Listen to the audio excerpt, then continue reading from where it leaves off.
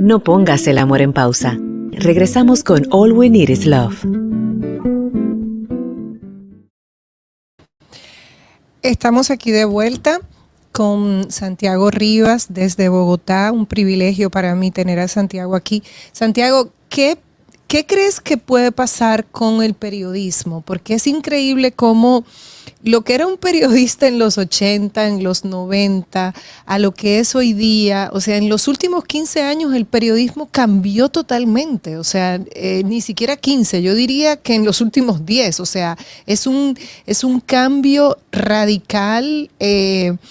Y pienso que no es solamente el periodismo, yo creo que todo todo ha cambiado, todo oficio, pero cónchole, con el periodismo ha sido ha sido fuerte, o sea, ¿qué piensas? ¿Qué piensas de todo esto? ¿Cómo lo ves? Creo que hay muchos puntos que toca considerar. Yo, por ejemplo, yo no soy periodista por carrera, yo soy artista plástico.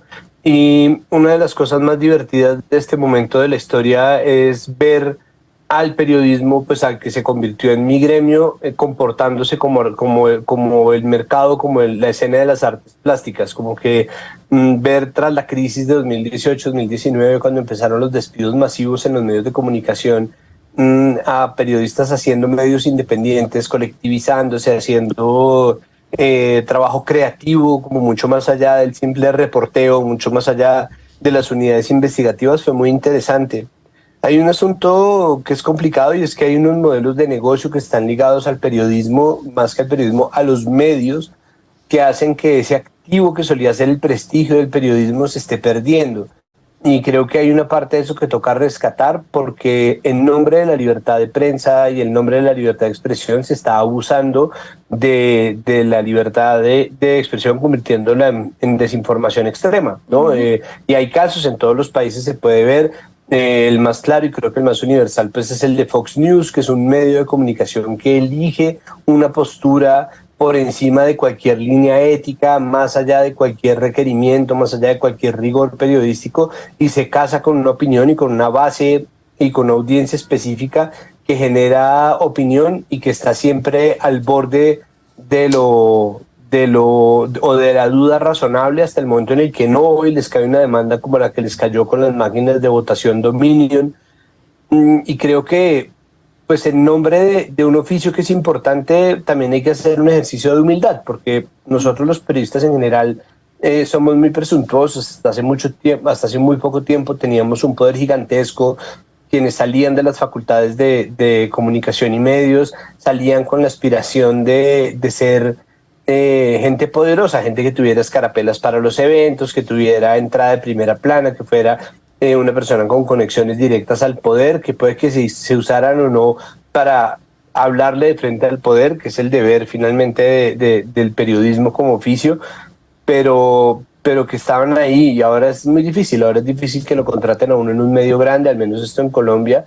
Es muy difícil que le den un contrato que no sea un acuerdo muy leonino, en donde a duras penas tiene uno subsidio de transporte, en donde a duras penas uno tiene realmente medios para hacer un trabajo que se sienta amparado por una empresa grande, y los medios siguen siendo empresas muy grandes, pero pues hay que repensarse muy bien eso. Eso, y la idea de que el periodista hablaba y la gente simplemente escuchaba, o que el periodista salía en televisión y la gente simplemente veía, y ya no. Ahora tenemos un público que está constantemente respondiendo, un público que está constantemente criticando, señalando, poniendo en contraste las cosas, y la reacción no podría ser, oh, me atacan, que es como lo que suele pasar, sino al contrario, decir, bueno, ok, vamos a participar de esta conversación de una forma más amplia, a ver qué podemos sacar de ahí, cómo se puede construir un oficio que finalmente está ahí para el servicio de la gente, porque no es como que el periodismo sea malvado, pero el nivel de desprestigio al que se ha llegado pues ha hecho que por un lado haya gente haciendo empresas creativas muy interesantes, pero por el otro lado haya gente creando medios que solamente están conferidos a la opinión y a mover la opinión, a indignar a la gente o a enfurecerla, sí, para mantenerla ahí. Sí, eso te iba a decir, eso justamente te iba a preguntar, Santiago, escuchándote. Hay como una tendencia a ser pesimista. Y yo te digo, yo que hago este programa, que es para mí mi estilo de vida, forma parte de mi estilo de vida más que un trabajo. Cuando yo leo las noticias, yo termino agotada. O sea, es como una crisis de agotamiento porque hay una tendencia al pesimismo. Eso por un lado. Por otro lado, leía algo muy interesante. Decían, el Washington Post no hubiese podido sobrevivir, o sea, no existiría hoy sin Jeff Bezos. Y Twitter podría morir en manos de Elon Musk. O sea, esta cosa de que los medios necesitan como esta inyección financiera, pero entonces el talento, el desarrollar el talento, el destacarse sin tener que entrar en esta tendencia de pesimismo, de indignación, porque date cuenta que es lo que se destaca. Y al final es lo que te digo, uno termina con una crisis de agotamiento. Yo digo, pero ¿por qué yo estoy agotada? De todo lo que vi, de todo lo que leí. Mira que en el Washington Post hace más o menos un año, en julio del 22, salió una columna de una periodista llamada Amanda Ripley que dice que ella dejó de leer noticias y de ver noticias y dice, pero ¿será que entonces el problema soy yo? Porque ella dice, pues sí, uno sí. considera un poco que, no, pues tú lo sabes, María, que uno siente que es un deber de uno Sí. Como ver las noticias y mantenerse informado, pero esta mujer estaba ya deprimida también de ver noticias y decía, pero ¿qué es lo que pasa?